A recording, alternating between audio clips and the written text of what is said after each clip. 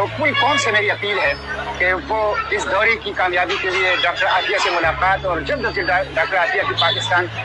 लाने के हवाले से वो दुआएं करें। वो तेरवी खो ژوندون ځان د پاره هر څوک ژوند هغه دی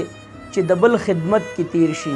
د آفیه صدیقی حواله سره یو ډیر زیات د خوشحالۍ خبر خو څومره چې هم زما د اواز رسی کمنټس هم کوئ ویډیو هم شیر کوئ خو د زړه نه دعا وکئ ملګرو په کمیشن باندې چې د آفیه صدیقی خور فوزیه صدیقی او د جماعت اسلامی یو ډیر معزز او بهترین انسان مشتاق احمد سے په کمیشن باندې روان شو نو د زړه نه څومره چې هم د ویډیو تاسو له مخې له درځي نو د زړه نه دا دعا کوئ چې ربه په کمیشن باندې دوی روان شو په کوم میشن روان شو ملګرو آفیه صدیقی د 20 کالو نه د هغه غیر دینو په قید کې ده سوچ صرف دا کول پکار دی چې دغه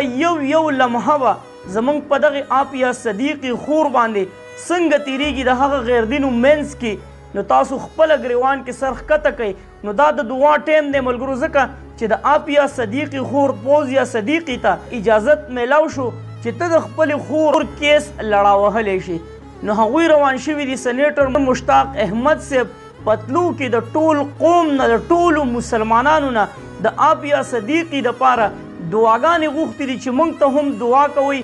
بسم الله الرحمن الرحیم. डॉक्टर फौजिया सिद्दीकी 20 साल बाद अपनी बहन डॉक्टर आफिया सिद्दीकी से मिलने अमेरिका जा रही है और इस मौके पे मैं कौम से अपील करता हूँ कि वो खुसूसी तौर पर दुआएं करें कि एक तो हमारा ये सफ़र बखैरियत हो जाए, डॉक्टर आफिया बहन से हमारी मुलाकात हो जाए, बल्कि मुलाकातें हो जाएं और अल्लाह ताला अपनी कुदरत कामिला से ऐसे असबाब पैदा करें, ऐसे ज़राए पैदा करें, ऐसे रास्ते निकालें कि हम अपनी बहन डॉक्टर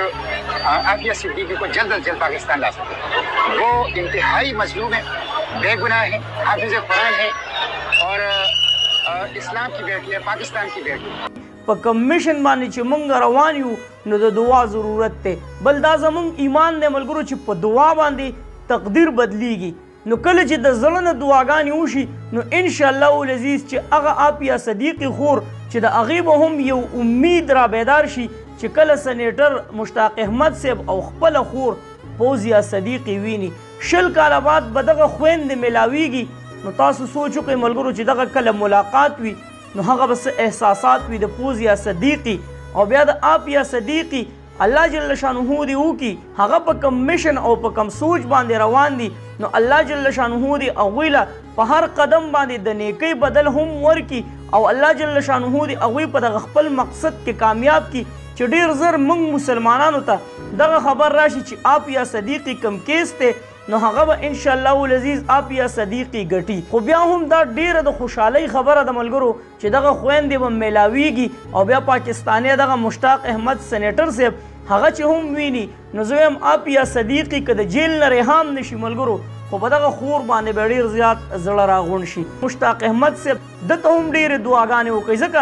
ډیر پولیټکس دي ملګرو ډیر سیاستدان دي خو د اوسه پورې د آفیه صدیقی دپاره په دې 20 کاله کې چا دا قدم نه دی اخیستی د جماعت اسلامي مشتاق احمد صاحب چې دا کم قدم واغستو نو د ټولو پاکستانیانو زړونه وګټل او د زړه نه ورته دا خلک دعاګانې کوي او سوچ کول پکار دی ملګرو کله چې دلته کې په پاکستان کې زموږ څوک په جیل کې وي نو د یو څو ورځو دپاره هغه جیل ته تللی خو بیا هم داسې وي چې په هغه جیل کې ورسره پښتانه وي ړې پرې راغونډېږي چې دلته کم د خاندان خلک وي نو چې تر څو پورې د هغه د خاندان کس په جیل کې وي نو هغوی لړمې کړمې ټایم تیروي او کوشش یې دی چېرې د دغه قید نه د دغه جیل نه موږ د خپل کس آزاد کو نو د آفیه صدیقی دغه 20 کاله به د دغه غیر دینو په منځ کې څنګه تیر شوي څومره تشدد به زموږ په دغه مسلمانه خور باندې کړی خو الله پاک دې وکړي چې د هغه سیډ سینیټر مشتاق احمد صاحب او فوزیه صدیقی چې کومه د هغې خور ده نو چې هغوی ډکې منګولې راشي نو هغه به هم ټایم وي ملګرو چې کله آفیه صدیقی